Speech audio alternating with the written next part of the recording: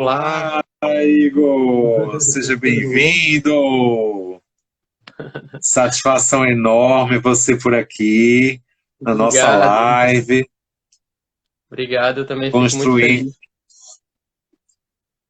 Que bom, você é um grande estudioso, né, das ciências sociais, do mundo masculino também, e faz Estamos grupos, vivendo isso, né? grupos terapêuticos com alguns homens, né? E é sempre importante a gente poder colaborar e contribuir, né, com conhecimento às pessoas, né? E a Supere também tem esse propósito de poder gerar informação válida e útil. Eu sou, para quem não me conhece, eu sou Alessandro, sou psicólogo, psicoterapeuta cognitivo-comportamental, mestre em educação e em saúde, e sou diretor da Supere Psicologia, né? Falei no início que as nossas lives são segundas e sextas, e hoje estamos aqui, né, para poder relacionar o nosso tema de hoje, masculinidade e saúde mental, né? Quero lembrar vocês que marquem aí o coraçãozinho embaixo para que o Instagram possa impulsionar a nossa live e poder alcançar várias outras pessoas, tá bom? Durante a nossa live, né? Agradeço. E o aviãozinho, né? A setinha que tem aí embaixo, que vocês possam marcar outras pessoas que vocês acham interessante assistir a nossa live, né? Também agradeço a vocês para poder a gente poder alcançar outras pessoas e poder ajudar outras pessoas também, tá bom? Então, Igor, né, o nosso contexto de tema, ele começou a partir do Dia do Homem, né, que foi dia 15 de julho, Sim, quarta-feira, né? É uma data que representa, alguns dizem, o Dia do Homem é todo dia, né? E sim. tem um aspecto comercial também, né, como Dia das Mães, Todas como as outras outras, né? datas, né? Mas tem uma representação aí, né, Sim. sobre esse dia, né? Essas E datas, elas, de alguma forma, elas nos convidam a falar sobre temáticas. E, assim, isso, essa é uma delas, né? Assim como o Novembro Azul, por exemplo, você cria um ambiente sim, bem propício, uma lembrado. oportunidade, né, para a gente falar sobre os assuntos. Acho que nada melhor do que Aham. para a gente homenagear os homens do que pensar em como é que a gente está construindo, né? De que maneira esse masculino está se nutrindo, o que está sendo importante para ele, o que ele tem a oferecer também, né, a partir do que ele nutre. Isso, exato. E nesse contexto a gente, né, se pergunta, né,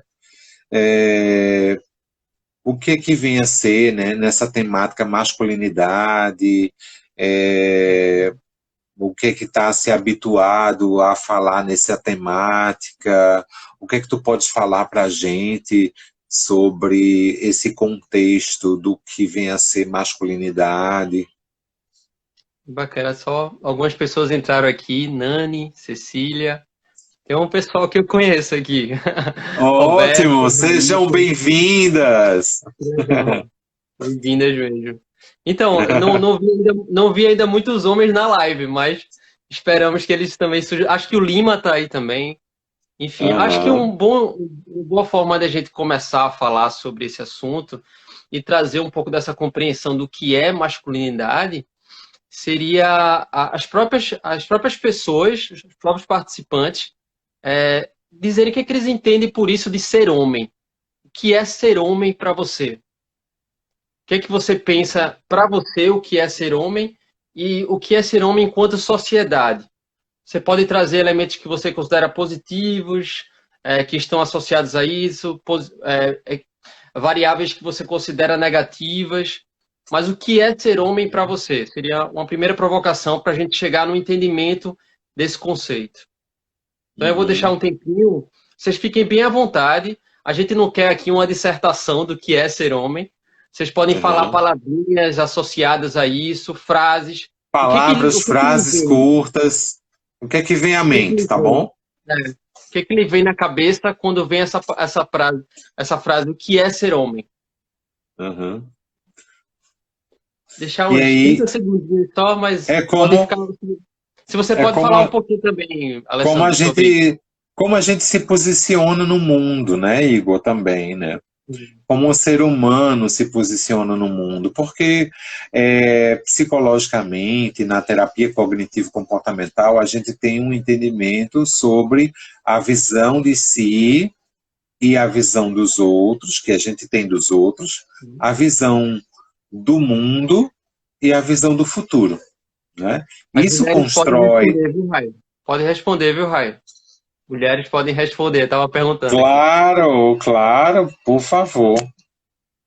Elas também têm uma ideia, né, do que é o masculino, Faz parte, né? elas. Né?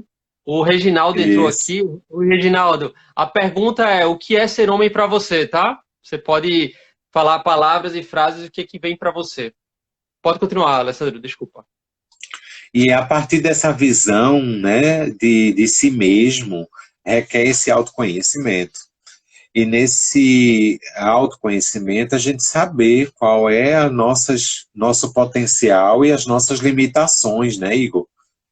O Sim, quanto que nesse potencial, né, a gente saber do que a gente é capaz, do que a gente constrói, é capaz de construir em cima disso, do que a gente pode fazer, né, e construir, e do que a gente tem limitações. Não, eu não dou sim, conta, eu não consigo ainda, né? Então, a sim. gente saber, eu tenho uma A ideia do consciência, é né? que nós, O aspecto da a partir das consciência. nossas experiências, a gente ter consciência desse potencial, as nossas limitações. Por isso que é desafiador, faz parte do autoconhecimento, né? E a sociedade, ela influencia muito nessa visão, né? Principalmente no masculino também, né? E a cultura familiar, né? Ela traz muito isso. A Rai Eu não sei respondeu, se ó. Tu consegue ler? Quer que eu leia? consigo. Vamos ver aqui. A Viva Rocha. Ser forte. Érica. Oi, Érica. Homem para mim é sinônimo de força, liberdade e objetividade. Quem mais? Acho que a Raíssa A falou também. Rai Quer falar? Pode falar, Odel. Ser homem é expressar expressa, masculinidade. Pode falar. expressar masculinidade, reconhecer suas potenciais e fragilidades dentro desse lugar de ação. Bacana a visão dela, né? Sim. Pronto. Eu acho que mais importante, eu vou deixar quem quiser aos poucos ir falando também pode falar, mas mais importante do que a gente avaliar essas palavrinhas, essas frases que surgem, é a gente entender que tudo isso que a gente, enquanto sociedade, enquanto indivíduo, está chamando de ser homem, é o que a gente pode entender por masculinidade. Tudo que a gente colocar dentro dessa caixa, se a gente fosse pensar em elementos, tudo que a gente colocar dentro dessa caixa como algo associado a ser homem, é o que a sociedade e é o que a gente entende por masculinidade. Então, isso é muito Sim. importante. Tem uma metáfora muito boa que o pessoal do Papo de Homem agora até fez um vídeo, um site Papo de Homem. É um site muito importante nessa temática. E eles fizeram recentemente um vídeo chamado A Caixa dos Homens, que é justamente essa ideia. Existe uma caixa, existe um contexto onde o homem é colocado, na qual é associado uma série de coisas, ser heterossexual, ser forte, ser provedor, né? Não negar a sua virilidade, desejar ter muitas mulheres. Tem uma série de compreensões, dentre outras, que foram colocadas e associadas a isso de ser homem, que limitam o repertório. Né? O homem não pode chorar, o homem tem Sim. que responder com assertividade, com certeza, com objetividade, como a Erika trouxe. O homem não pode ser frágil. Tudo isso são compreensões que a gente associou a isso de ser homem. E aí, esse é um ponto importante. Eu gosto de uma outra metáfora que eu pensei a partir dessa, que é a ideia de uma Sim. sopa. É como se eu Hum. tivesse um grande caldeirão. E todos os ingredientes dessa sopa, eles podem ser saudáveis, podem fazer bem, e podem ser gostosos, e podem ser negativos e podem fazer mal. O que for negativo nessa sopa, que a gente vai chamar de masculinidade, a gente vai chamar de masculinidade tóxica. E o que é positivo é aqueles ingredientes que dão sabor, que funcionam, que fazem bem a mim e ao coletivo, a gente vai chamar de masculinidade saudável. Então, um jeito fácil de entender é isso. Masculinidade é uma grande sopa. Esses ingredientes negativos que fazem essa sopa ficar ruim para mim e para as pessoas para as quais eu ofereço, é o que a gente chama de masculinidade tóxica. E a masculinidade saudável é isso que faz bem para mim e para o coletivo. E o grande ponto é a gente entender que é a gente que está fazendo essa sopa. É a gente que está produzindo essa sopa. Ela não é algo que já está estabelecido, sabe? Ela é uma receita que a gente pode repensar. Aham. E a partir do Faz que a parte gente das repensa? relações, né, Igor? Faz parte das relações, da interação com as pessoas, isso, né? É uma Isso é o construção grande. É uma coisa diária. que a gente. Exatamente. A gente precisa estar sempre lembrando que é algo que foi construído. E se isso foi Aham. construído, a gente pode desconstruir. Daí que vem a ideia do desconstrução. A gente pode fazer de outra forma. Não é jogar fora, porque tem muito essa ideia do tipo, que é o conceito da masculinidade tóxica, que é muito falado hoje em dia. Só que a gente falar esse termo é como se ele fosse visto de maneira isolada e a gente entendesse o masculino como algo tóxico. Só que não é bem isso. Não é sobre, Aham. não é sobre jogar fora, é sobre reciclar. É sobre olhar para essa sopa e dizer, tá com pouco sal. Ser um pouquinho mais de sal. Não é tirar o sal da sopa, sabe? Porque Aham. tem elementos que são positivos. É importante você ser agressivo diante de uma situação de violência. É importante você ser forte diante de uma situação que precisa de força, de dominância, de assertividade. A gente precisa de uma equipe de policiamento forte, agressiva, mas com consciência, com lucidez, com compaixão. Então é equilíbrio. Com esses Uhum. elementos equilibrados, essa sopa fica boa para todo mundo. Essa sopa Por fica exemplo, palatável. usar agressividade para se defender, né? Exato. Numa situação de que uma mulher está sofrendo uma violência, quem melhor do que um homem bem preparado para intervir nisso? Ou uma mulher também que traga esses aspectos, né, de Uhum. força, de assertividade. Mas o ponto é esse: o ponto é que a gente precisa saber equilibrar todos esses elementos. O problema é quando a Sim. gente, a gente diminui o repertório e a gente passa a acreditar que a gente precisa seguir uma receita fixa. Esse é Uhum. a grande questão. É a gente se fixar. O grande problema da masculinidade, quando a gente pensa o masculino, e como qualquer outro complexo que a gente possa vivenciar, é a rigidez. É aquilo na qual a gente não consegue fluir, né? A gente não consegue ter fluidez, consciência, poder de escolha. A gente está preso. Não tem certas coisas que a gente chama, é o que a gente chama em psicologia, a gente chama de neurose, né? Aquela coisa que a Uhum. gente se apegou, a gente limitou o nosso olhar, a gente restringiu. E isso, o que acontece quando a gente restringe? A gente tensiona. E essa tensão, quando ela é suprimida, quando ela não é expressa, porque o homem também não foi ensinado a se expressar, ele não tem esse lugar de fala, de poder falar, isso explode numa situação de violência. Isso, quando Uhum. não é expresso, é como a gente.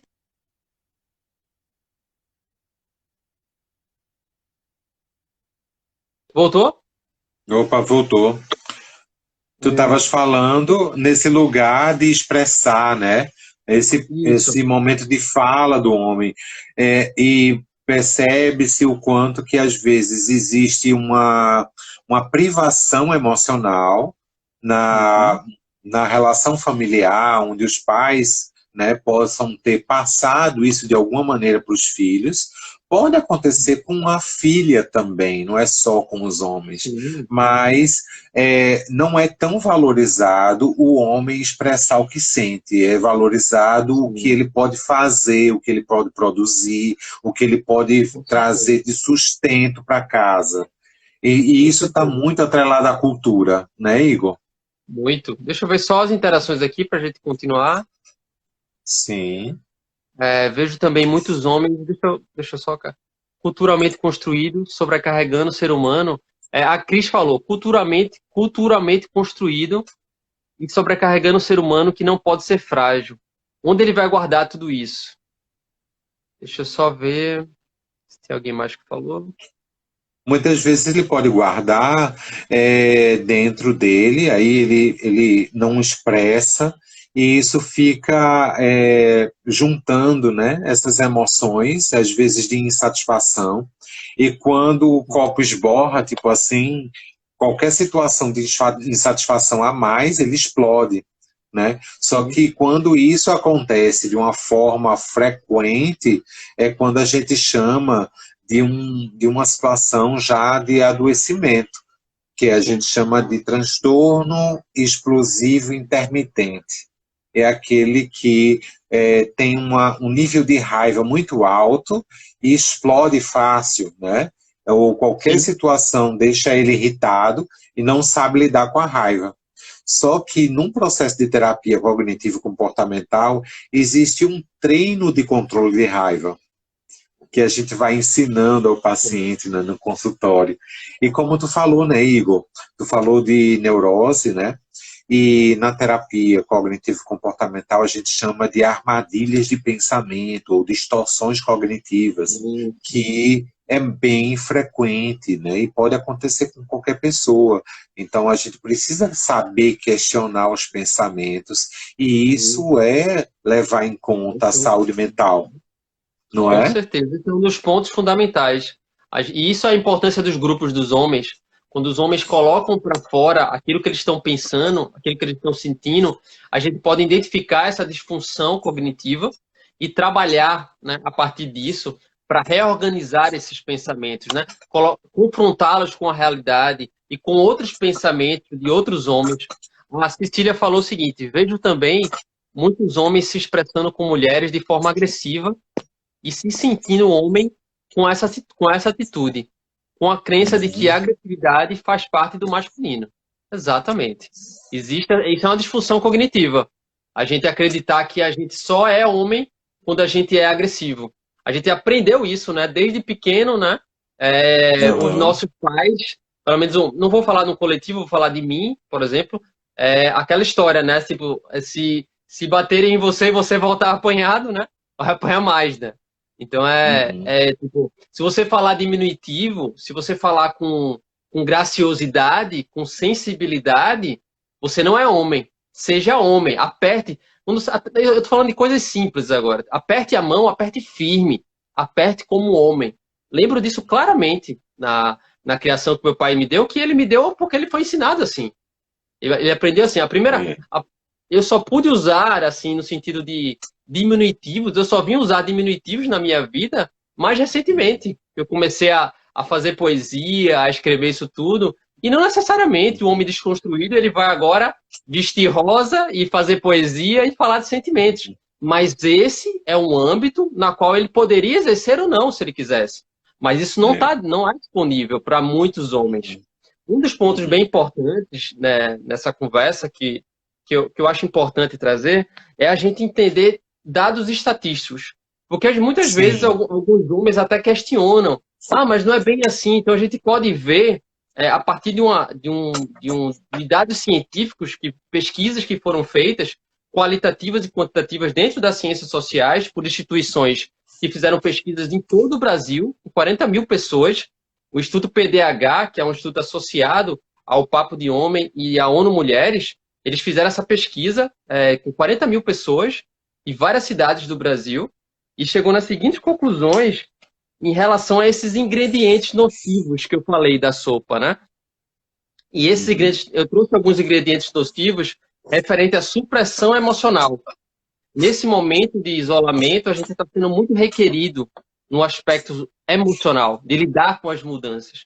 Então, eu vou trazer para vocês alguns dados aqui, para que a gente possa também direcionar essa conversa dentro do que está efetivamente, o que a gente tem efetivamente nesse universo masculino no Brasil, né? São dados do Brasil. Esse é um grande mérito dessa pesquisa, do Silêncio dos Homens, esse documentário. Eles trouxeram uma pesquisa para o Brasil, para a nossa região, né? Então a gente pode entender isso do mesmo jeito que lá nos Estados Unidos a gente teve aquele documentário muito conhecido, The Mask You Live In, ou seja, a máscara em que você vive.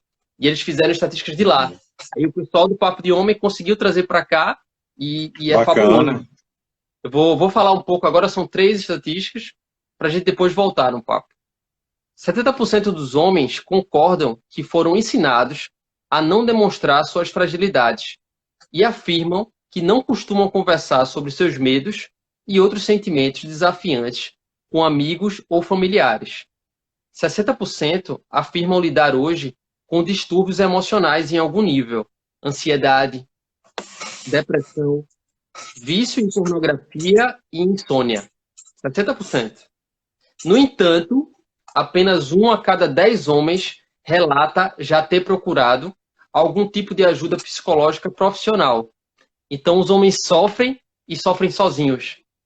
Esse é um aspecto muito preocupante, porque a dor que eles sentem é proporcional à dor que eles causam.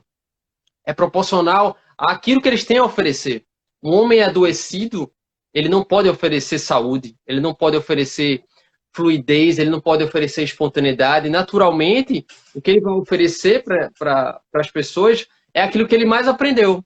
São as emoções que ele mais exercitou durante todos esses anos, que é a raiva, é a violência, são os símbolos culturais dele. E eu acho que é importante, nesse teu olhar da psicologia clínica, tu trazer para a gente como é que é isso no consultório. Como é que esses homens chegam, eles chegam conseguindo, sabendo se expressar, e qual o quantitativo disso, como é que tu vê essa frequência e espontaneidade, liberdade deles em expressar suas emoções. Sim, sim. Essa pesquisa e essa tua metáfora, né, da sopa foi genial, né? E o quanto que a gente pode pensar em termos de masculinidade saudável, né? Porque o grande lance aí é procurar ajuda. E para procurar ajuda, a gente precisa ser autocrítico, é perceber que tem algo estranho, algo errado consigo mesmo, e poder colocar isso em questão. É não tomar a própria verdade como absoluta e não ficar num pensamento linear, né, como sendo único, e ficar nessa armadilha. A questão, a gente abrir, né, para possibilidades de entendimento e saúde mental, é a gente enxergar sempre num ponto de vista sistêmico, da gente entender as situações, problemas, do que está gerando problema, do que isso causa de outros problemas, quais são as variáveis, e ele perceber qual é a causalidade pessoal, o que ele está fazendo, está gerando, para que aquele problema permaneça. Sim. Né? E nessa influência poder colaborar, ajudar, como muitas vezes em família, poderem trabalhar em equipe. E a gente se depara, né, no consultório, às vezes, situações difíceis, onde há uma resistência a aceitar ajuda, a trabalhar em equipe, em família, para um ajudar o outro e poder mudar pequenos comportamentos que poderiam evitar alguns conflitos, né? No consultório existe treino de comunicação, de assertividade, né? Igor, você trabalha com comunicação não violenta, não é isso? Sim. E é fundamental isso para a gente procurar saúde mental, e isso é bem importante. E essa procura de ajuda, alguns homens eles procuram espontaneamente, né? E aí me liga para marcar horário, vem de uma indicação de um psiquiatra às vezes, a indicação de alguém, de alguma de alguma pessoa de referência, de algum conhecido ou de outros pacientes, mas outros vêm através de uma ligação da mãe. Aí a mãe liga para marcar para ele, às vezes a esposa liga para marcar para ele, ou o companheiro liga para marcar para ele, sabe? No caso, né, em relações homossexuais. É muito E comum o isso, que então, os próprios familiares, as parceiras ligarem para marcar a consulta pelo homem, é isso. Não é ele que liga, é, geralmente. pode acontecer, e acontece de fato, né? Mas o que está valendo no jogo, na situação, é a abertura em procurar ajuda, né? E Sim. ele ir para a sessão, né? Porque quando vai, o que eles me dizem que gostam e que querem continuar a terapia. E aí Sim. acaba, né, aproveitando a grande oportunidade de crescimento e de entendimento mais amplo sobre o que acontece com ele e desenvolver habilidades de expressar os sentimentos, de avaliar a saúde mental. Por exemplo, 4 indicadores de avaliação de saúde mental: a cognição, né? Como andam os pensamentos, o curso do pensamento, se está coerente com a realidade, a afetividade, se a pessoa consegue identificar os sentimentos, expressar os sentimentos, né? A questão dos relacionamentos, né? Se existe problemas e dificuldades de relacionamento, é um indicador também de saúde mental, como também de controle dos impulsos. Se existe dificuldades de controle do impulso, isso é um ponto de avaliação de saúde mental. E aí a gente, no consultório, ela faz a avaliação e poder construir, né, um entendimento e estratégias de enfrentamento, seja dele com ele mesmo ou dele nas relações, sabe, Igor? Sim. Mas o importante é essa busca, né, essa autocrítica, em alguns momentos a gente chama de dissonância cognitiva, que é esse discernimento entre o que ele percebe dele, o que os outros percebem, às vezes a família, o que é que a tua família fala sobre o teu comportamento? Elas se queixam de quê, né? E eles têm razão quando eles falam isso, e aí, não vejo tanto sentido que eles falam, mas vamos avaliar isso, que tal? Então a gente cria uma oportunidade de aprendizado e a gente faz uma análise sobre esses pensamentos, se tem alguma armadilha ou não, né? Vou tentar pegar aqui, vou ver se eu encontro aqui outros dados. Diz aí. Como eu falei, o pessoal comentou aqui, deixa eu ver como que comentaram. Eduardo falou, eu começaria por ser delicado, seria possível? Ele falou, não sei qual foi o contexto.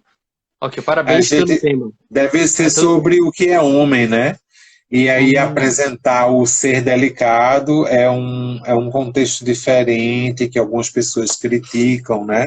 Acham ele que falou assim, não é ser homem, né? Tem uma questão é tão cultural, né, difícil, Igor? ele botou aqui, ó, é tão difícil definir homem nessa sociedade tão machista. Eu começaria por ser delicado. Seria possível? Sim, seria possível. É muito importante isso, esse aspecto. A gente ter os dois lados, a gente poder. É importante a gente poder ser delicado e também não ser, né? Esses dois lados, né? É essa dança que não foi permitida ao homem, sabe? Esse fluir, né? Sabe? Esse apagar dos rótulos e dizer, olha, agora eu quero ir para cá, agora eu quero ir para lá.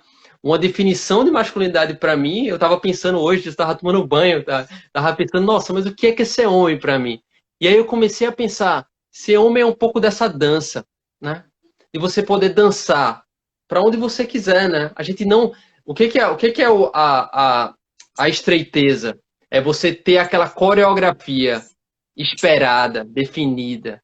E particularmente uma coisa que eu gosto muito de fazer é ficar aqui na frente do espelho e fazer uma dança espontânea, sabe?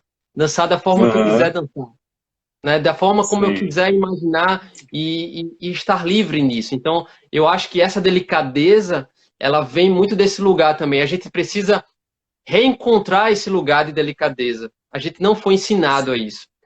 Sabe um lugar bem... o Eduardo, né? Eduardo, sabe uma coisa bem interessante nisso? Um lugar que é bem frequente um homem redescobrir essa delicadeza na paternidade. Eu peguei um Uber, agora foi no último grupo dos homens, indo para o encontro, e aí eu puxei papo com o rapaz, né? E ele falou que ele não sabia o que era chorar, o que era ser sensível. Quando a filha dele nasceu, ele disse que chora que nem uma criança agora. Basta ela falar uma coisinha, ele tá chorando. Então ele descobriu esse universo dele, que para muitos homens só é permitido quando é tido uma criança, quando é tido um filho. Por isso que a paternidade é um chamamento para esse tipo de universo da sensibilidade, da delicadeza, né, que muitos homens não têm. Então, esse é um lugar. Por exemplo, para mim, esse lugar da música é um lugar da delicadeza. Né? Tem até aquela música do Lenine, Só Viver do Afeto. Não sei se vocês já ouviram, uma música lindíssima dele, nova. Tem um clipe maravilhoso, ele tomando banho, assim, na praia. É incrível. É Viver do Afeto. Maravilhoso. Se eu pudesse botar a música agora, eu botava aqui pra gente. Mas é linda. Ela chama-se Viver do Afeto. E ele fala disso. Viver do afeto. A gente até conversou ontem, Alessandro, e eu estava conversando sobre essa coisa de fazer algo ou não fazer, e a gente estava pensando em ideias, e eu disse, olha, eu estou vivendo pelo meu afeto, assim. Na medida do possível, porque a gente não pode sempre viver do nosso afeto, do que a gente quer fazer, mas esse é um ponto importante, a gente se conectar também com esse lado afetivo. Um outro problema muito forte nessa época de pandemia é que muitos homens associam a sua masculinidade a ser um provedor, a ser alguém que dentro da família é o referencial de dinheiro, de poder estar ali como suporte, como alicerce.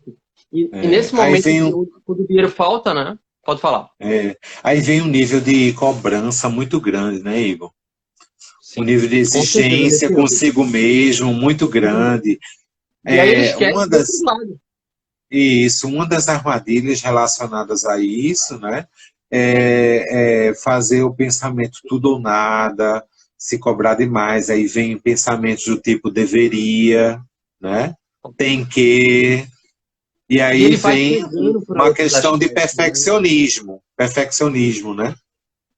Aí ele vai cegando para outros aspectos. Quando a gente fala do masculino, o quanto é difícil para o homem em certas situações, como essa masculinidade ela surge para o homem, e aqui eu não estou desconsiderando todo o sofrimento das mulheres, a gente vai falar já sobre isso, vou pegar um pouco dessas estatísticas que trazem o quanto esse machismo ele é danoso para todo mundo. Assim. Esse é um grande ponto de encontro. Eu acho que é um bom lugar onde a gente pode conversar homens e mulheres juntos para debater esse assunto. A gente entender que isso está machucando homens e mulheres, sabe? O machismo não atinge só as mulheres, atinge os homens também. Todos os dois são interessados nesse processo. Bastante. Um exemplo, só continuando esse raciocínio que eu estava trazendo do homem enquanto provedor, numa época de crise como essa, financeira, onde a gente se vê totalmente abalado, muitas das pessoas estavam iniciando a empresa teve que ser descontinuidade, pessoas perderam o emprego. Então, o homem, nessa hora, ele tem que conviver não só com o fato das dificuldades financeiras, mas também com esse dilema de que ele deveria, como você trouxe, deveria ser o responsável por trazer dinheiro. Deveria ser o responsável por trazer segurança, sabe? Então, esse é um ponto importante. Isso tensiona ainda mais para o homem, sabe? Esse elemento do masculino, que o vê como provedor, isso tensiona o processo ainda mais para ele. Eu queria trazer uns dados agora que fala sobre essa questão do machismo e como isso prejudica a todos. Sim. Uma mulher é estuprada a cada 11 minutos no Brasil. É um dado do Fórum Brasileiro de Segurança Pública. A cada 26 horas, um LGBT é assassinado ou se suicida por ser vítima de discriminação. Nossa. 40% dos homens brasileiros declaram se sentir solitários, sempre ou com muita frequência. Um homem se suicida a cada hora no Brasil, segundo o IBGE. Né? A última pesquisa, 2012, eu acredito. Então, o machismo, ele é algo que ele causa problemas para todos, assim. É uma questão extremamente grave, extremamente Muito. prejudicial, danosa. A gente vê aí o feminicídio, a quantidade de feminicídio está aumentando, inclusive, nessa época, muito por conta dessa dificuldade de comunicação nos ambientes, né? E por a gente ter essa obrigatoriedade de estar junto, a gente precisa conversar mais, lidar mais um com o outro. A gente não tem essas aptidões e isso causa problemas naturalmente. Então, É. essa é uma temática muito importante. A gente precisa conversar com os homens, a gente precisa dialogar sobre isso. E Queria falar poder expressar esses sentimentos, né? Porque regulação emocional é uma das coisas importantes aí, né? Nesse cuidado emocional com os homens, né? Porque cada emoção ela tem uma função para a gente. Né? Por exemplo, a raiva ela tem uma função de fazer com que a gente se preserve, que a gente busque avaliar o grau de prejuízo, o quanto que a gente está sendo injustiçado nas situações para a gente se defender. Né? E a gente poder usar aquelas situações como oportunidade de esclarecer as situações. Né? E aí a gente pode esclarecer, né? Necessariamente a gente precisa explodir ou quebrar coisas. Né? Então, expressar os sentimentos, a gente pode dizer que está com raiva. Necessariamente a gente precisa sair quebrando prato e coisas. Né? Por exemplo, a tristeza, ela tem uma função também. Tem uma função de fazer a gente pensar melhor, de fazer com que a gente reveja ou repense a nossa vida, o nosso estilo de vida. Né? Está muito ligada às situações de perdas. Né? E a gente precisa começar a pensar nos possíveis ganhos que a gente pode construir, ter a partir de agora. Né? Então, Sim. essa pandemia, né, essa situação de crise, está fazendo as pessoas, em geral, os homens também, a repensar e a rever muitas coisas. Né? Mas está vindo à tona muitas situações difíceis, né? E a relação, né, familiar, casal, tem sido um desafio na convivência mais intensa em casa. Né? Não é à toa que aumentou assustadoramente, né, em torno de 800%, o acesso no Google de pessoas procurando como se separar. E as pessoas estão repensando isso, né? Necessariamente vão se separar, mas elas estão insatisfeitas na relação. E como fazer com que essas relações se tornem mais satisfatórias? Um dos fatores está no diálogo. E muitas pessoas nas relações elas não estão dialogando bem o suficiente ainda. É Mas é necessário criar habilidades para isso, né, Igor? a Eliane até trouxe aqui, a Eliane, vulgo a minha mãe. A minha mãe entrou na live. Que Ah, incrível. ótimo. Mãe, eu te amo, viu? Maravilhosa. Deixa eu ler a sua mensagem aqui. A demanda Ah, do joia. homem para autocrescimento é pequena ainda, porque fazer psicoterapia para o autoconhecimento é vista como ser fraco, não preciso. Isso é muito comum, é verdade. O homem tem muito esse discurso do não preciso. E isso se deve a uma série de fatores. Primeiro, ele foi ensinado a isso, o homem foi muito ensinado a resolver suas coisas sozinho. Resolva. Não peça ajuda, resolva, seja homem. Vá lá e resolva. Então, isso é uma frase, né? Isso foi interiorizado. O homem que É, resolve sozinho, ele sim é dominante, ele sim é assertivo. Então, isso foi isso. ensinado para ele. Uma outra coisa do fato do não preciso, isso também cobre uma insegurança. Porque quando eu me disponho a conversar sobre um assunto, eu tenho que estar disposto a fazer negociações. E se eu vou para uma conversa, eu tenho que estar disposto a perder. Eu tenho que estar disposto a entender o outro e, a partir disso, fazer concessões. Então, se eu não estou, né, se eu estou num lugar de dominância, de poder, de privilégio, que é muito comum, então eu não quero ter essas conversas, porque são conversas difíceis, que vão complicar para mim. Então, muitas vezes o homem sai dessa história quando não preciso. E por isso que o movimento feminista e esses movimentos são tão importantes, porque isso chama, isso obriga o homem a conversar, né? Muito, como você falou, eles chegam na terapia por quê? Porque a família pressionou, porque a situação ali, ó, se não mudar, vai terminar. Se não mudar, vai ter tal consequência. Então ele vai vendo que ele precisa mudar essa identidade dele. Ele precisa mudar essa forma de ser, porque ela não está funcionando, ela não está fazendo bem para mim, não está fazendo bem para as pessoas. Então, muitas vezes, esse discurso do não preciso, ele guarda dentro dele uma grande insegurança e um grande medo de falar sobre esses assuntos. E aí ela falou aqui também, ó, a minha mãe fez uma provocação, ela fez assim: o homem se preocupa muito. Cadê? Não, aqui, ó.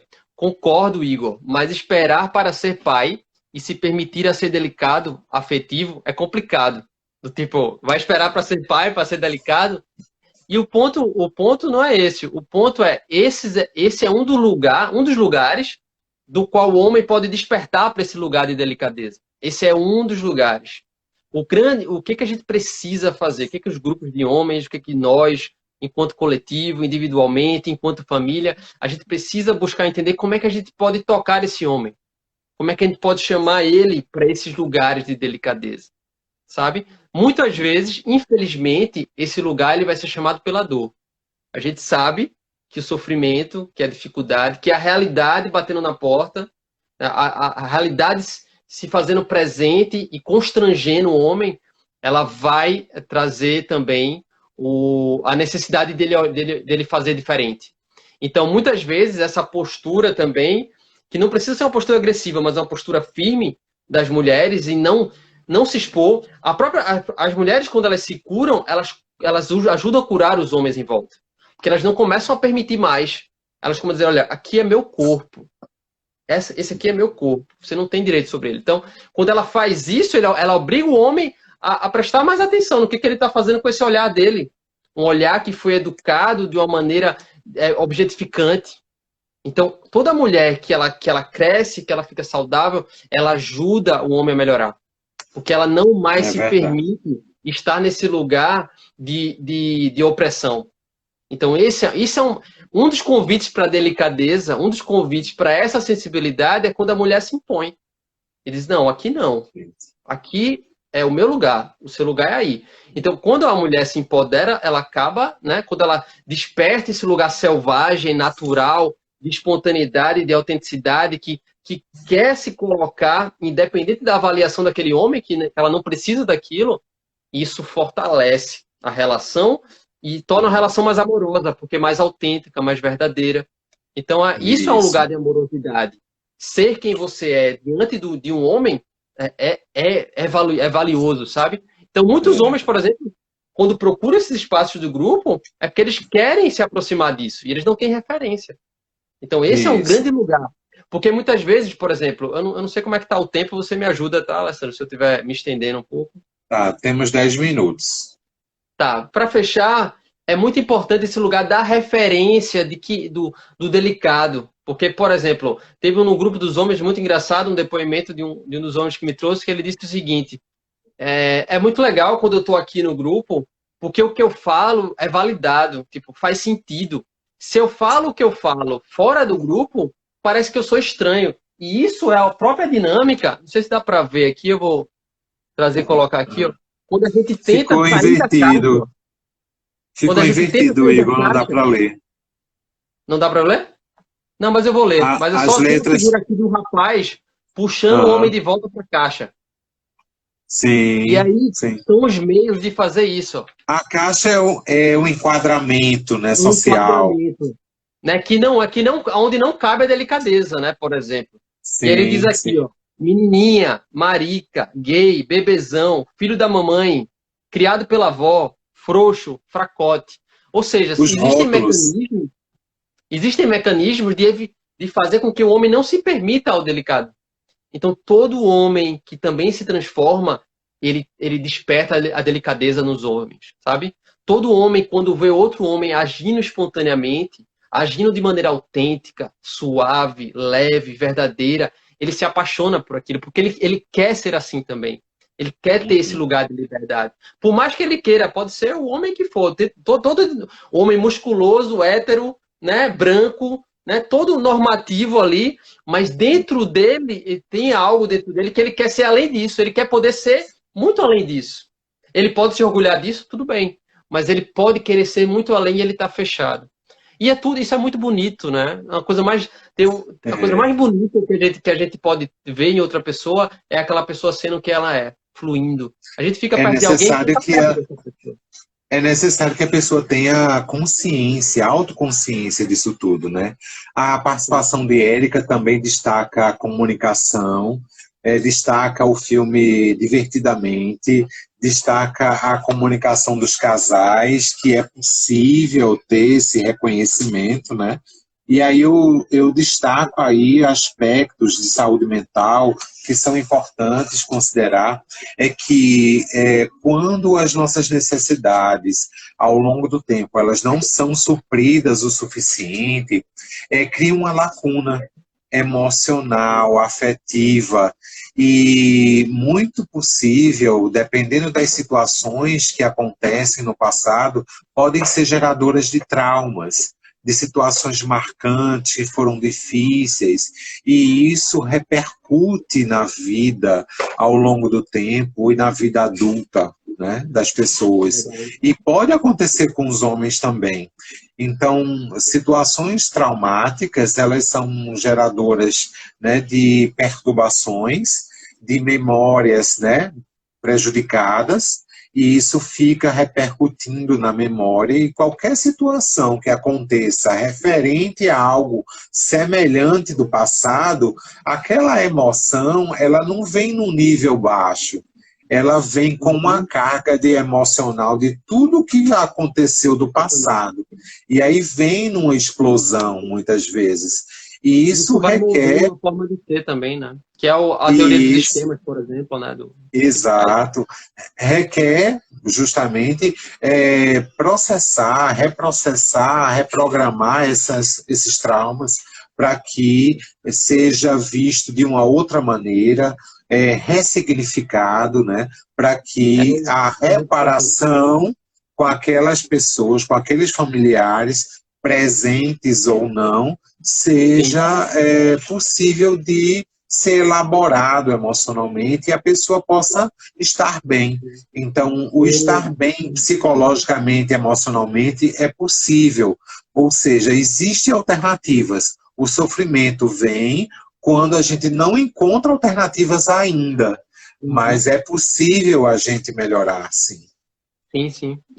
O importante é a gente poder conseguir dialogar. A Érica falou aqui, o Ayrton chegou também, show, a Ayrton comentou aqui. O silêncio, a Érica falou, o silêncio fermenta o que não é externalizado. Esse aspecto do silêncio, e de que você trouxe também, Alessandro, nessa fala da lacuna, né? Esse vazio, muito, isso é o próprio desamor, né? É um pouco de desamor dentro da gente, né? Aquelas partes que a gente não abraça, e que é o silêncio, é o segredo para você mesmo, sabe? E o amor, o que é? O amor é a intimidade. O amor é quando a gente se abre para o outro, quando a gente tem esse lugar de intimidade. O padre Fábio de Mello, ele fala que o amor é andar nas veias um do outro, assim. É como se estivesse dentro do sangue, né? Então é muito bonito essa ideia de intimidade. E o que é o segredo? O que é essa lacuna? Esse silêncio para a gente mesmo. A gente tem que conviver com esses aspectos que a gente não pode contar nem para a gente. Esse segredo, ele machuca dentro da gente. Ele faz... É como se a gente fosse um estranho da gente mesmo. Já pensou o quanto isso é doloroso? Isso é o próprio vazio da nossa humanidade, sabe? A gente tá vazio, a gente não tá contando as coisas nem pro outro, nem pra gente. Quando você pergunta um homem se ele conta alguma coisa pra mulher dele, ele não conta. Se ele contar pro amigo, se ele tiver a sorte de ter um bom amigo, né, para contar, ele vai contar. Mas ele não conta, geralmente ele vive sozinho. Eu converso com muitos homens, eu sei disso. Ele não conta para a esposa as suas maiores dificuldades, não, porque senão ele vai perder o lugar de poder, de força. Vou ficar frágil, né? Vou me sentir frágil. Isso não é sexo, isso não é isso, e para eles, né? Eles pensam que não é. Né? É. E para muitas mulheres isso é o próprio amor, né? Pois isso é. é o próprio amor. Tem um livro até chamado A Coragem de ser Imperfeito, né? E aí no livro, isso, de Brené Brown, ela diz que a vulnerabilidade anda junto da coragem. E aí eu fiz uma reflexão, Igor, que a vulnerabilidade é onde a gente se conecta afetivamente com alguém. Porque a perfeição faz a gente estar num nível que a gente não se conecta afetivamente com ninguém. A gente se conecta na vulnerabilidade. Então, que a gente possa não ter entraves para demonstrar as nossas vulnerabilidades, para que a gente possa expressar e se comunicar isso. Que a gente possa enfrentar, né, essas dificuldades para poder vencer essas questões. Exato, e a Thaís trouxe aqui um depoimento que casa muito com toda essa conversa, que é tudo que a gente está falando aqui. É muito bonito e poderoso perceber que a cura é coletiva, porque ambos se curam juntos nessa caminhada. E é exatamente isso. Exatamente se ajudar. Isso que você falou agora, Alessandro, de falar da nossa vulnerabilidade, a gente só fala da nossa vulnerabilidade se a gente vê um lugar de acolhimento no outro. Se a gente vê que o outro está aberto a acolher essa vulnerabilidade. E às vezes esse outro não está aberto. Muitas vezes não está. Porque ele também não está se abrindo, sabe? Então é muito delicado isso. Então, o machismo... tá fechando já? Como é que tá o tempo aqui? Já está fechando. A gente vai precisar encerrar. Eu queria que tu desse as pequenas palavras para a gente encerrar, né, e dizer a todos muito obrigado pela participação, já de antemão, tá bom? Oi, Igor, muito obrigado pelo bate-papo, pelas tuas referências, pelos teus dados, das tuas pesquisas. E a Supere está à disposição de todos, né? A gente recebe, eu particularmente atendo muitos homens também no consultório, e a gente pode aproveitar e ajudar tantas pessoas, né? Então, a Supere está à disposição. E na segunda-feira, a gente vai ter o Dia do Amigo, né? E vai ter uma live sobre isso, sobre amizade, que a gente possa aproveitar isso também, tá? Diz aí, Igor. Quem quiser participar de grupos de homens, tem vários perfis no Instagram. Eu faço esse trabalho, mas não só eu que faço. Se alguém quiser me contactar para saber sobre isso, pode saber. Mas eu queria, mais uma vez, agradecer ao Papo de Homem, que é a jornada que eles estão fazendo agora, para falar sobre essa questão, jornada das emoções. É muito importante. Tem o pessoal do Homens... Tá quantos minutos para aí? Tá acabando já? 1 minuto, Igor. É rapidinho. Pronto. Então, basicamente, quem quiser saber mais sobre essas informações de grupos, pode falar comigo. Manda mensagem no teu direct. Entra lá no teu canal e manda no teu direct. Um ponto que eu queria fechar é dizer, Thaís, que o machismo, ele também é coletivo. Sempre que qualquer homem agir com machismo diante de você, lembre também que o machismo foi algo construído dentro dele. Ele precisa ser pontuado, muito obrigado. Mas ele precisa também ser acolhido. Muito obrigado, até a próxima. Muito obrigado, Igor. Tchau, tchau, hein, gente? Valeu!